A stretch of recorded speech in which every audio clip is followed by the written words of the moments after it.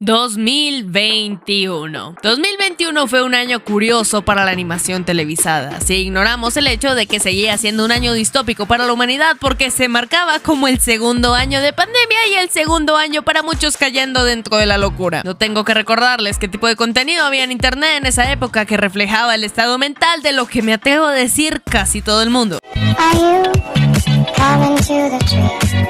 Era un panorama oscuro, pero hey, al menos no podemos decir que no fue un buen año para la animación, porque de estar entretenidos, pues sí estuvimos bien entretenidos. Se estrenaron series como Invencible, Arcane, Inside Job, Centauria, Bucky, esa serie chistosa de M.O.D.O.K., entre otras. Pero dos productos que llamaron mi atención de manera particular fueron dos series de las que planeo hablar. Una fue Cortando por Línea de Puntos, que sin más diría que me ayudó personalmente y que pronto estará más ampliada aquí. Y otra que no me esperaba, pero que acabó por sorprenderme, Maya y los Tres. Maya y los Tres a primera vista se ve muy convencional, una historia que muestra de nuevo el camino del héroe tal vez más progre según Twitter, porque no ves que tiene una protagonista mujer y por ende es una serie girl boss, pussy queen, pro aborto, sindicalista, radical, yippee-ki-yay. Y pues la verdad es que en comienzo el planteamiento de la historia es muy simple, pero cuando acabé de ver la serie terminé con los pelos de la cola parados por la genialidad que esta serie es y la enorme cantidad de conversaciones que abre sin que el público más despistado se dé cuenta. Experiencia que se vio 1000 veces amplificada cuando fui a México y empecé a convivir con esta cultura mesoamericana en persona, lo cual lo único que hizo fue seguirme despertando la curiosidad para querer hablar de esta serie, y para eso estamos aquí el día de hoy, para ampliar esta conversación y contemplar a cabalidad toda la majestuosidad que esta serie esconde a simple vista, pero que en el fondo se convierte en una carta de amor a la latinidad y a la indigeneidad latinoamericana. Y para asegurarme que no metí las patas con el research y la pronunciación de muchas cosas, porque soy chipzumbiana, no mexicana, traje a la licenciada de Barbie, Jorge R. Gutiérrez y Unicorn Warns, la más conocida en TikTok, Reina Cuervo. ¡Hola a todos! Antes de comenzar, quiero agradecerle mucho a Mico haberme invitado a hacer este video con ella y toda la paciencia que me ha tenido. Por favor, Mico, no sacrifiques mi alma al señor Mictlantecutli por las vistas. Ahora, sin nada más que decir, comencemos. Pero antes de comenzar... Cortes comerciales. Debo decirles que este video fue patrocinado por Milanote. Milanote es una herramienta para organizar tus proyectos creativos. Te permite centralizar notas, imágenes, videos, tareas y más. Empezar un nuevo proyecto es fácil, con más de 100 templates preconstruidos para todo tipo de proyecto creativo. Y que para cuando te sientas listo para compartir tu trabajo, puedes invitar a tus colegas, amigos o clientes para que compartan su opinión y que puedan colaborar contigo en tiempo real. En este momento estoy utilizando Milanote para crear una board acerca de cómo dibujar y cómo crear un estilo de arte. Lo que más me gusta de esta herramienta es cómo te permite arrastrar diferentes medios de distintas páginas de forma súper sencilla e intuitiva, creando una gran facilidad visual a la hora de organizar mis ideas. Es más, de aquí en adelante planeo seguir usando Milanote para poder organizar mis videos y así. Para nada más, se los juro, para nada más. ¿Qué estás esperando? Milanote en este momento te espera con los brazos abiertos, con una inscripción completamente gratis sin ningún límite de tiempo. Puedes entrar a Milanote aquí abajo utilizando el link en la descripción para que no pierdas tiempo y puedas comenzar tu próximo proyecto creativo. Muchísimas gracias a Milanote por patrocinar este video.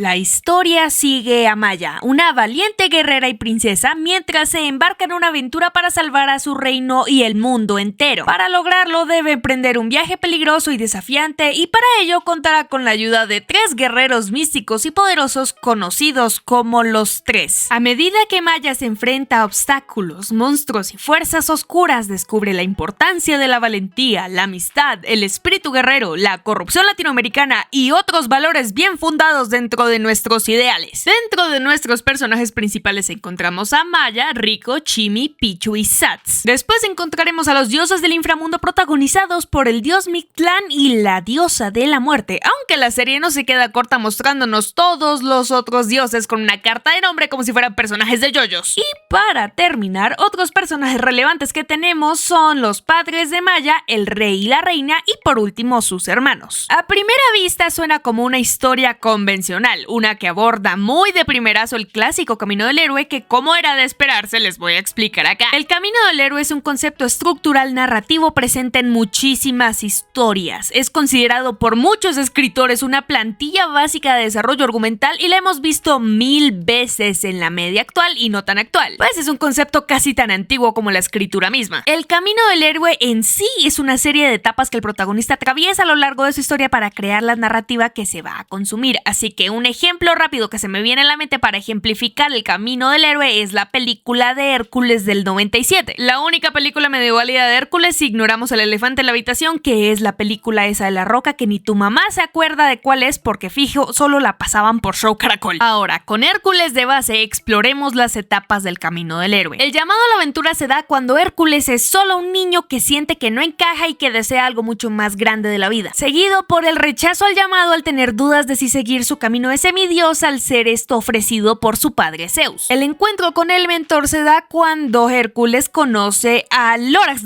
a Phil. El cruce del umbral se da cuando termina su entrenamiento. Búsqueda de aliados, pruebas y enemigos cuando enfrenta los retos que Hades le envía y cuando conoce a Mégara. Enfrentamiento de transformación cuando se da cuenta de que a pesar de haber hecho todo esto no puede ser un semidios ya que no es humilde. La crisis cuando se ve traicionado por Meg y pierde sus poderes, el Olimpo y a su familia. La recompensa cuando logra salvar a todo el mundo, derrotar a Hades y reconciliarse con Meg al salvarla de la muerte. Y por último, el nuevo comienzo donde vuelve a Atenas como un mortal para vivir feliz como una perdiz con Meg, colorín colorado, todo el mundo váyase para la casa, no tenemos postcrédito porque no somos Marvel. Si nos fijamos viendo comparativamente a Maya y a Hércules, nos daremos cuenta de que en principio ambas historias siguen una misma fórmula. Maya atraviesa todas las etapas del héroe de la misma forma en que Hércules lo hace. Ella también tiene un llamado a la aventura, también tiene un encuentro breve con Apush, quien cumple como mentora por un ratito, por supuesto que encuentra pruebas con los dioses y junto a ellos también a los aliados que la ayudarán en su cruzada al ser literalmente una historia que se centra en Maya y su unión con los míticos tres. Y de ahí para abajo sigue con las cosas al pie de la letra, porque con los siguientes pasos se indica que le van a clavar un evento canónico y que a patadas se va a tener que desarrollar para tener un final satisfactorio y efectivamente, esta pobre mujer sufre como no tienen idea hasta llegar al final de la serie. Pero he aquí la cuestión, a pesar de tener una estructura narrativa tan similar entre ambas, la gran diferencia entre Maya y Hércules es el peso que tiene la propia mitología base que ambienta estas historias a la hora de la práctica, porque Maya, al contrario de Hércules, que parece que tiene la mitología griega de adorno y de paso súper blanqueada porque todo el mundo y su abuela saben que Zeus no era tan buena gente, esta primera está empapada de cultura latina e indígena explícita que si no se incluye en la trama no tendría el mismo impacto en el producto final, o de plano no funcionaría. Por decir algo, en Maya vemos cosas crudas como lo son los cuernos o los cachos mejor conocidos en mi tierra, porque todavía no me creo que Maya sea una hija de cachos, hasta la calavera paisa nos lo dice, una presentación de dioses como si fueran voces de su propio anime y más llamativo, todo un concepto desinhibido de muerte que deja a más de uno descolocado por lo profundo que llega a corroer en la trama. Son todos estos elementos los que vuelven tan especial a Maya. Bueno, eso y el hecho de que tiene crushes animados para todo el mundo. Tiene el softboy, la e-girl, el himbo, la nana picante, 5 sabores diferentes de DILF, en fin, volviendo al tema. Si bien muchas otras historias del camino del héroe enuncian a la muerte como la cosa más trágica que le puede pasar a un héroe, es curioso que esta historia lo abrace con tanta fuerza. Pero bueno, no vamos a adelantarnos, así que por ahora comencemos a hablar puntualmente de la cosmología interna de la serie que, para sorpresa mía, bebe muy fielmente de los verdaderos conceptos y mitos indígenas mesoamericanos. Vamos a cazar easter eggs como si esto fuera un video de FNAF, pero de culturas indígenas, ¡qué bien!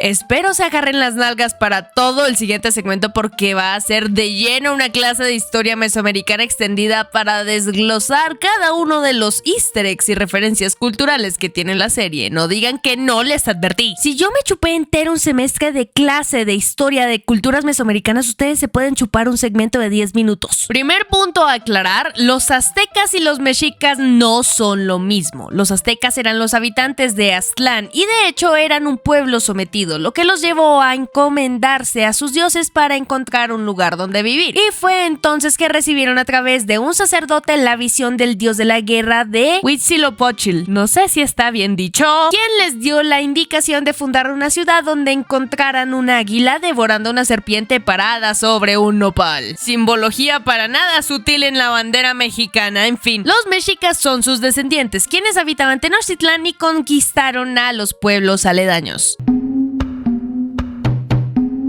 Lord Mictlán está inspirado en el dios Mictlantecutli, el amo y señor del Mictlán, la tierra de los muertos en la cultura zapoteca, mexica y mixteca. Por otro lado, Camazotz es un dios de la mitología zapoteca, azteca y maya. Él era el dios de los murciélagos y un prolífico asesino. Los mexicas lo renombran Sinacán, y es básicamente el hijo de Quetzalcóatl, porque nace, la neta no sé si puedo decir esto, no quiero que te desmoneticen nada, pero nace de su semen y sangre derramados por Quetzalcóatl en un autosacrificio. Y de hecho, una historia de origen del cempasúchil lo une con el dios Mictlantecutli. Por otro lado, el nombre de Sat, el hijo de Camazotz, en Maya y los Tres, proviene de la oruga de la polilla. Las polillas se cree que son emisarias de la muerte y por eso están emo mi hombre y lo amo. Luego están dioses secundarios como Ixtabay, que es la diosa de las ilusiones, algo así, y ella es la protagonista de una importante leyenda maya. Solo que, al igual que en Nicté, a la Ixtabay se le representa como un personaje maligno, cuando según su historia de origen, de hecho es la buena de la historia. Así estuvo. Ella era una mujer que tenía cientos de amantes, ellos le daban telas, le daban joyas, tenía una vida acomodada, pero a pesar de todo esto era una persona amable y compartía sus riquezas con los enfermos y los pobres. Aún así, era despreciada por muchas personas en el pueblo donde ella vivía. Originalmente su nombre era Exqueban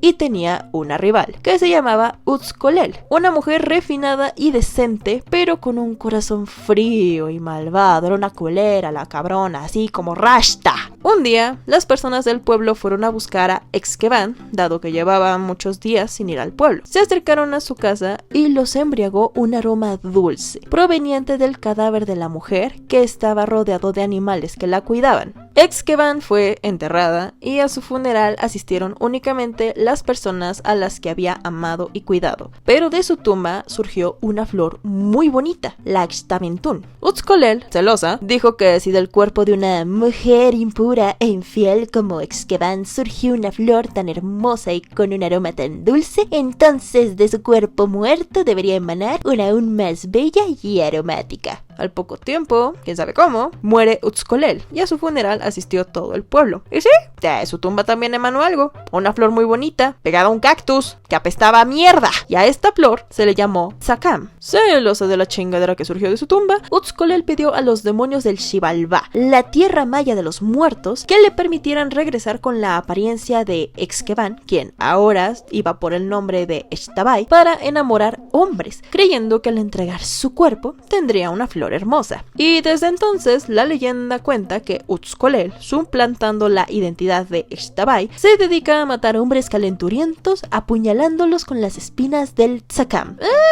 Esa es una historia de origen, aunque probablemente también hace referencia a la diosa Ixtabay, la reina del inframundo y la esposa de Apush, rey del inframundo maya, a quien se le asociaba con la flor Xtaventún y la ceiba, un árbol sagrado para los mayas. Apush es el rey del inframundo maya, pero la serie amplía sus funciones para dividirlo en 3 viejecitas que representan al ciclo de la vida: crece, florece y se termina. Crepúsculo, mediodía y ocaso, de la mano de la omnipotencia permanente de la vida y la muerte.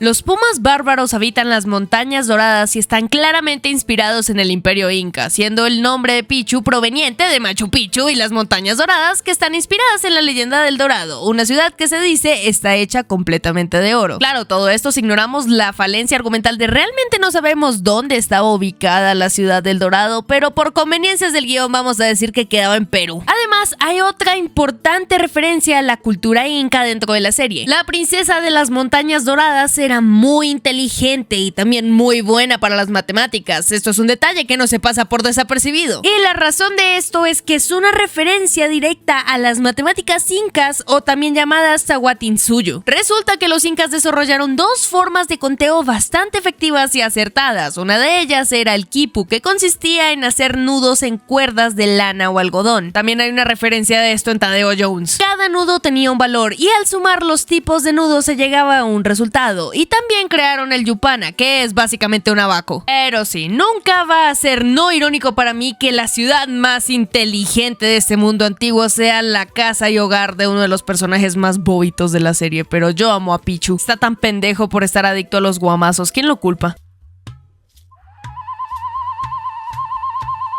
El reino de Teca está claramente inspirado en el Imperio Mexica, aunque probablemente se inspiraron del nombre azteca para nombrar al reino ficticio, porque sonaba mejor que Xica. Desde el inicio se deja en claro que las águilas son un símbolo importante de la ciudad, incluso esta tiene forma de una. El palacio en el que viven Maya y sus padres está inspirado en el Templo Mayor, el cual solía ubicarse en la antigua Tenochtitlan, hoy Ciudad de México. Este templo era la principal sede religiosa para los mexicas, donde se realizaban sacrificios humanos y se presentaban ofrendas a los dioses, por lo que tiene lógica que todos los reinos se reunieran en Teca para celebrar el cumpleaños de Maya y honrar a los dioses. Volviendo a las águilas, los mexicas las consideraban una representación del dios Huitzilopochtli, mismo que también relacionaban con los colibríes por la leyenda de su nacimiento. E igualmente podemos ver a un colibrí en la serie, que es uno de los regalos de los hermanos de Maya a ella el día de su cumpleaños, pero es un detalle que solo los conocedores de la mitología habremos notado. Por otro lado, el padre y hermanos de Maya representan a los guerreros águila y los guerreros jaguar. Los guerreros águila o Cuaupipiltin pertenecían a la nobleza y estudiaban en el Calmecac, la escuela que los instruía sobre cómo gobernar. Y la graduación del Calmecac era un evento cuanto menos interesante. La graduación para convertirse en guerreros águila eran las guerras floridas, eventos establecidos a la de a huevo por los mexicas, que eran un tipo de guerras ritual en las que varias ciudades dominadas por los mexicas se encontraban y los estudiantes y guerreros aprovechaban para capturar prisioneros,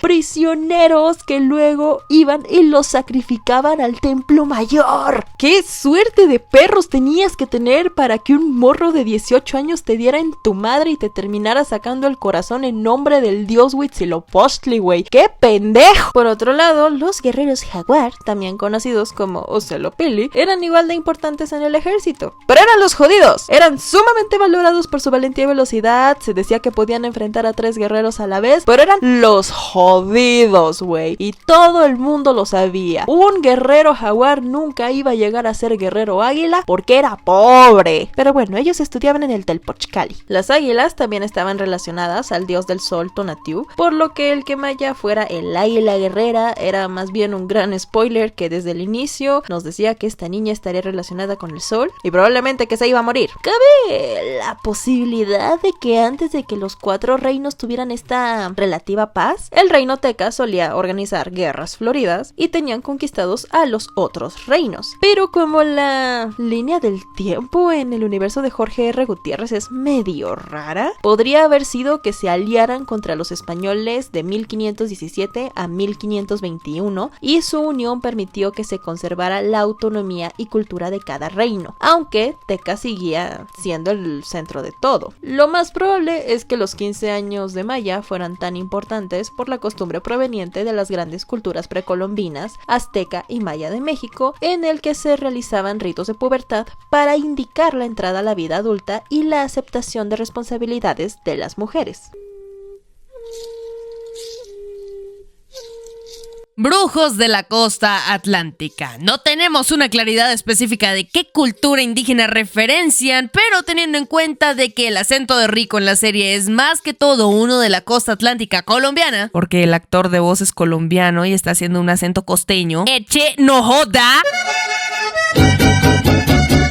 Mico post edición aquí. ¿Sabían que la voz de Rico es el mismo pendejo que hace la voz de Emiliano en Reggae Chicken? Industria colombiana del doblaje. Bueno, continuemos. Y que toda la ambientación de los escenarios incluye arena, estrellas de mar y demás elementos marinos, fuera de que literal se llama Isla Luna. Nos atrevemos a decir que puede que se haga una referencia a alguna cultura indígena como los arahuacos, los kogi o los guayú, que tienden a estar bastante mitificadas precisamente por este aura de brujo, que no les tengo que recordar de dónde venía el brujo de Scooby-Doo 2. Aunque no obstante, no descartamos que se haga una referencia a los taínos, los caribes o cualquier otra cultura indígena costeña que nos estemos pasando por el Arco del Triunfo. Miren, la serie es mexicana, no les voy a echar la vaca encima por no ponerles todos los puntos sobre las IES a todas las culturas indígenas latinoamericanas.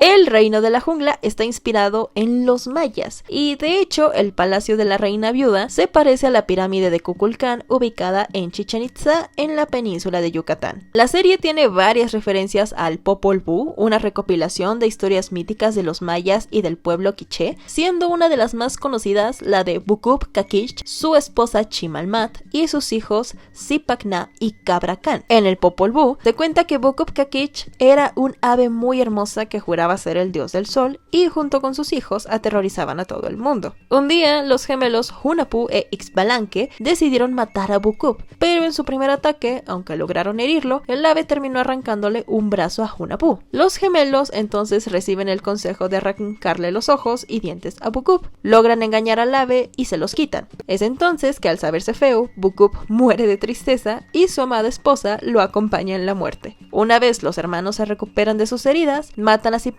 y a Cabracán. En Maya y los Tres aparece un personaje llamado justamente Bukup, quien es un ave y el dios de los animales, pero que le abre su corazón a Chimi. Y es por esto que Mictlán lo castiga arrancándole los ojos, siendo este personaje una clara referencia al personaje de Bukup Kakich del Popol Vuh. E incluso el nombre de Chimi, a quien Bukup se hace muy cercano, suena como una versión acortada de Chimalmat, quien era la esposa de Bukup. También hay un personaje llamado Cabracán, quien es el dios de los terremotos, y su esposa es la diosa Zipactli de los cocodrilos, cuyo nombre, podrán notar, se parece mucho a Zipacná, aunque, según la mitología mexica, Zipactli era un monstruo mitad cocodrilo y mitad pez con el que los dioses Quetzalcóatl y Tezcatlipoca crearon la tierra. Pero para matar a la bestia, Tezcatlipoca se mocha una pierna para usarla como cebo.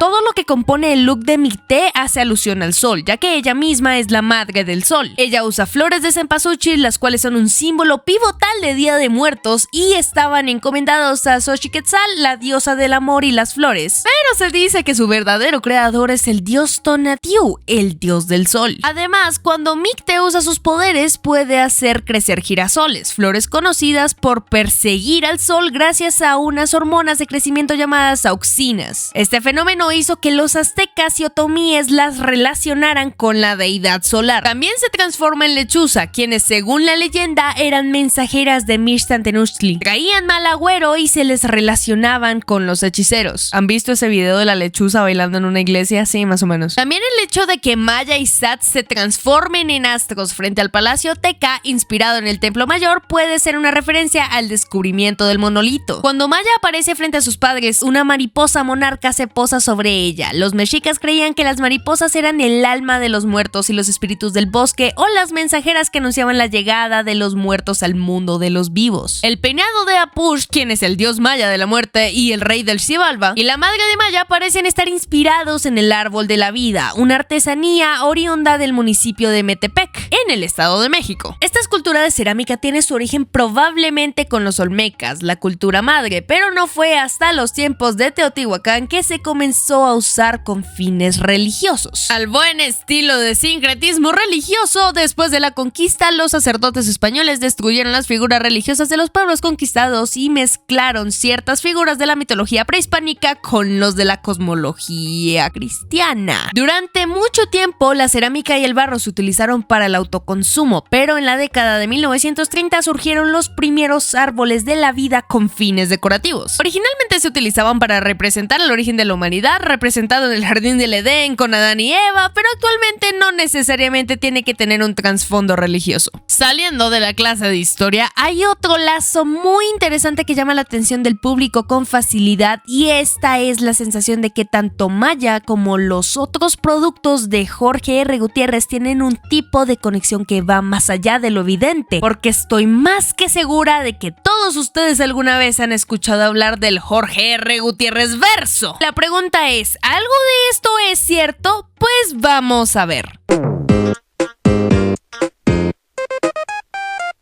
Antes de empezar, todos estamos claros con que Jorge R. Gutiérrez es el creador de todas estas obras. ¿Sí sabías? ¿No? ¿No? ¡Eso te pasa por estar viendo TikToks, Juanito! Cada vez nos vamos acercando más y más a hablar del peso que tiene formalmente la muerte sobre Maya y los otros trabajos de Gutiérrez, porque para empezar, todas las conexiones entre las propiedades de este multiverso se dan a través de reencarnaciones de nuestros protagonistas o cameos de dioses inmortales de un producto a otro. A través de Twitter, el creador de Maya y los Tres ha confirmado que todas sus obras forman parte de un mismo universo, siendo los protagonistas de sus creaciones más importantes reencarnaciones. Canónicamente, Maya y Satz reencarnaron primero en Manolo y María y posteriormente en Manny Rivera y Frida Suárez. Pero otra reencarnación importante es la de Akat, quien reencarna en Zoe Aves, el primer amor de Manny Rivera. Jorge además logró conectar muy bien todas sus obras, a pesar de que maneja una línea del tiempo algo peculiar. Por ejemplo, Zaratana de los Muertos, la poderosa villana de la serie El Tigre, es hija de Xibalba y la Catrina del Libro de la Vida. Y es también sobrina de Mictei, de Mictlán, de Maya y los Tres, porque la Catrina es hermana de Mictei, Xibalba y de Mictlán, y todos son primos, en fin. Otra conexión importante es la que hay entre El Tigre y el Libro de la Vida, porque la mamá de Manolo Sánchez, Carmen, es la hermana del bisabuelo de Manny Rivera, el jaguar de la justicia, cuyo nombre era Simón Rivera. Incluso hay gente que teoriza que Carmen en su momento portó el cinturón del tigre y fue la primera tigresa, no del oriente, pero eventualmente renunció a su poder y se dedicó a cantar en un cabaret, como la tigresa del oriente. Además, Frida Suárez sería la descendiente de Joaquín Mondragón por parte de su madre. Familia latinoamericana es cuando todos somos primos con todos, ¿qué les digo? Y dentro del Libro de la Vida hay relaciones familiares que no se ven a simple vista. Por ejemplo, uno de los niños detenidos y el guía del museo, que se llama Tomás, son descendientes del general Posada por parte de otro hijo o hija que tuvo además de María. Jorge se ha encargado de expandir su universo a través de Twitter principalmente, contestando a las preguntas de los fans y probablemente adoptando y canonizando hipótesis solo porque le gustaron o porque le hicieron sentido. Por ejemplo, yo teoricé que María Rivera, la madre de Manny Rivera, podía ser descendiente de Jorge Sánchez, el torero de un brazo y una pierna, solo porque ambos cantan muy bien, lo publica en Twitter y el director Gutiérrez confirmó que es cierto a través de un GIF.